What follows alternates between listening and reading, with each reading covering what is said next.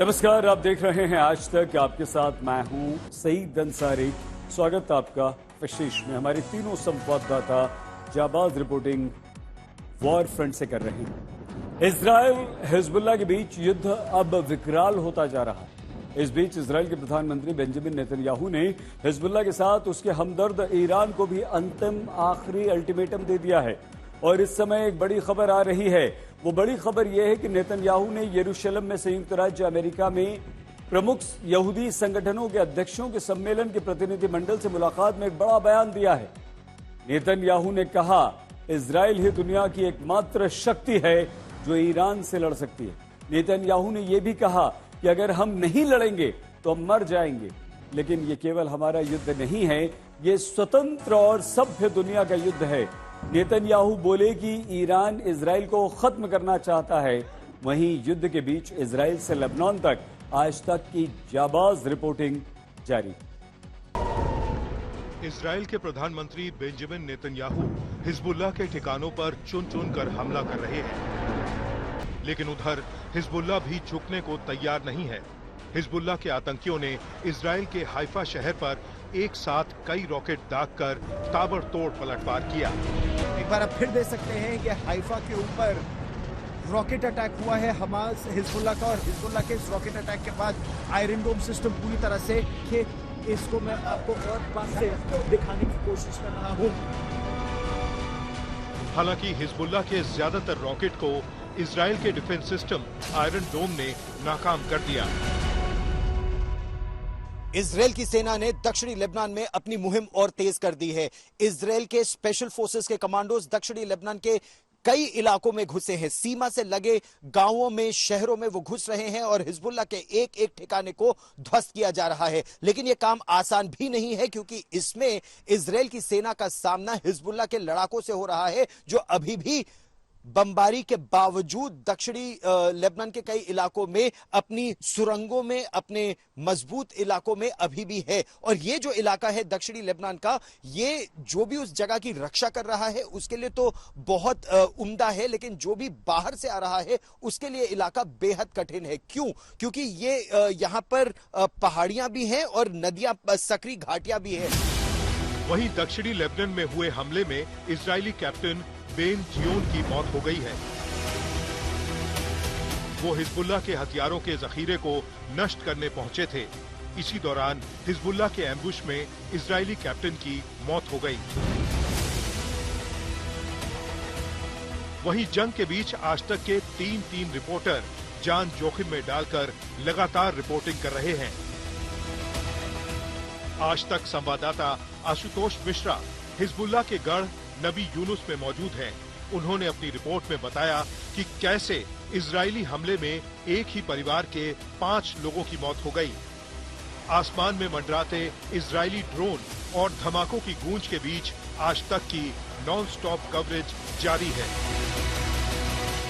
मैं इस समय दक्षिणी लेबनान में हूँ। नबी यूनुस से इलाका है और शिया हिजबुल्लाह का ये पूरा गढ़ माना जाता है। और जहाँ मैं इस समय खड़ा हूँ, शनिवार को दरअसल यहाँ आईडीएफ के एयरफोर्स ने एयर स्ट्राइक की थी इस मकान के ऊपर, और ये पूरा जो इलाका आप देख रहे हैं तबाह हो चुका है। यहाँ पर 5 लोगों की मौत हो गई थी जो इस घर में रहते थे, और उसमें कई सारी महिलाएं भी थी। और रह रहकर यहाँ पर दरअसल कई बार, जब हम थोड़ी देर पहले रिपोर्ट करते, अचानक 2 धमाके सुनाई दिए। लगभग यहाँ से 3 से 4 किलोमीटर की दूरी पर बड़ी आवाज़ें सुनाई दी हैं।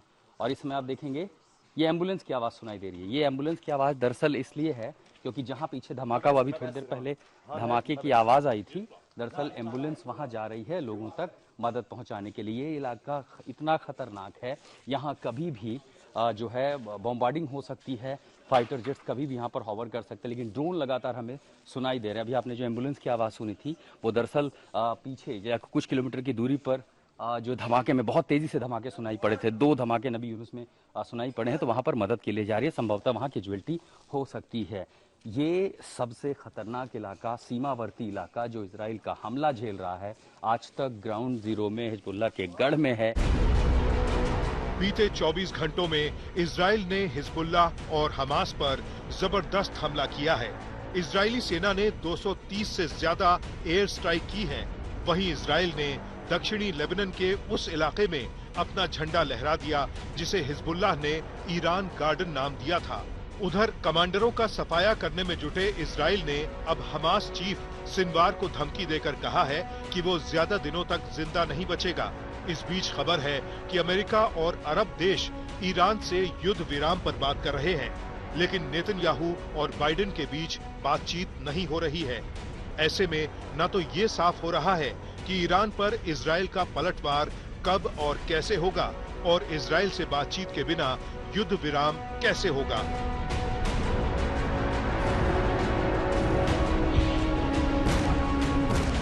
जंग से बिगड़ते हालात के बीच खबर है कि हिजबुल्लाह अब युद्ध विराम चाहता है। हिजबुल्लाह के डिप्टी लीडर नईम कासिम ने युद्ध विराम का समर्थन किया है। युद्ध विराम की अपील लेबनान के स्पीकर नबीह बीरी ने भी की है। नईम कासिम ने कहा कि एक बार युद्ध विराम हो जाए तो बाकी बातें बाद में हो जाएंगी। खास बात यह है कि अब तक हिजबुल्लाह ये कहता रहा है कि जब तक इजराइल गाजा में सीज फायर नहीं करता, तब तक वो भी इजराइल के खिलाफ हमले बंद नहीं करेगा। दक्षिणी लेबनान से हिजबुल्लाह को खदेड़ने के लिए इजराइल हल्ला बोल चुका है। इजरायली सेना ने दक्षिणी लेबनान में अब अपने चौथे डिवीजन को भी मैदान में उतार दिया है। इजरायली सेना ने बीते 24 घंटों में हिजबुल्लाह और हमास पर जबरदस्त एयर स्ट्राइक और जमीनी हमले किए और दोनों की कमर तोड़कर रख दी। लेकिन सवाल यह है कि ईरान के विरुद्ध क्या इजराइल बदले की कार्रवाई करेगा, या उसने अब तक अमेरिका को यह नहीं बताया है। वॉल स्ट्रीट जर्नल की रिपोर्ट के अनुसार इजराइल ने जो बाइडेन प्रशासन को यह बताने से साफ इनकार कर दिया कि ईरान पर पलटवार की उसकी प्लानिंग क्या है। अमेरिका कह रहा है कि हमें यह उम्मीद है कि इजराइल ईरान में परमाणु स्थलों या तेल के कुओं पर हमला नहीं करेगा। लेकिन बेंजामिन नेतन्याहू के मन में क्या है, ये सिर्फ वो ही जानते हैं। एक तो लगातार यहाँ पर जिस समय हम खड़े हैं, ऊपर ड्रोन की आवाज सुनाई दे रही है और ड्रोन नजर रखते हैं। इजरायली सेना ने बेरूत में मछुआरों को समंदर से दूर रहने की हिदायत दी है।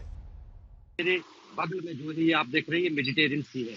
आपको रोजाना यहाँ पर सैकड़ों छोटी छोटी नावें दिखती थी जो मछलियां पकड़ने के लिए सैदून के शहर में मैं हूँ। यहाँ के बाद फिर सैदून से आप अगर नकूरा तक जाएंगे तो ये पूरा जो समुद्री इलाका है मेडिटेरियन सी है, और इसमें यहाँ लेबनान के करीब 3,000 मछुआरे जो हैं वो हर रोज जाके मछलियां पकड़ते हैं। लेकिन पिछले 3 दिन से लगातार इजरायली सेना की तरफ से आदेश जारी किया गया है लेबनान को, लेबनानी सेना को भी कहा गया है और मछुआरों को भी कहा गया है वो इस मेडिटेरियन सी में मछलियां पकड़ने के लिए ना जाएं और ना ही यहाँ पर नजर आए। यदि वो यहाँ इस मेडिटेरियन सी में जाते हैं तो उन पर हमला किया जाएगा।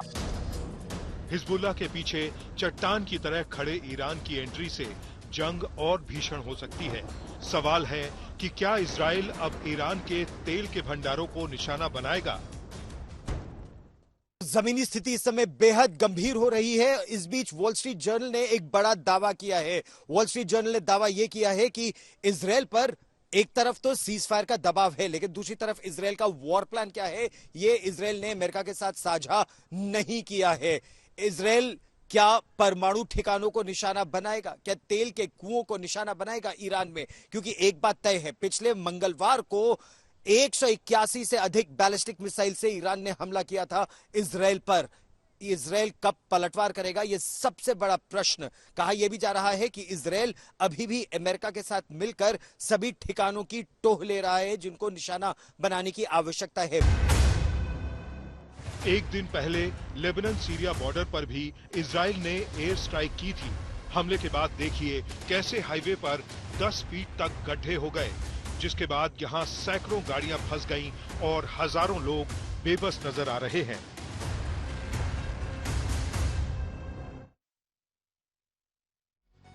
विशेष में आज के लिए बस इतना ही। आप प्लीज अपना बहुत ख्याल रखिएगा। देखते रहिए आज तक।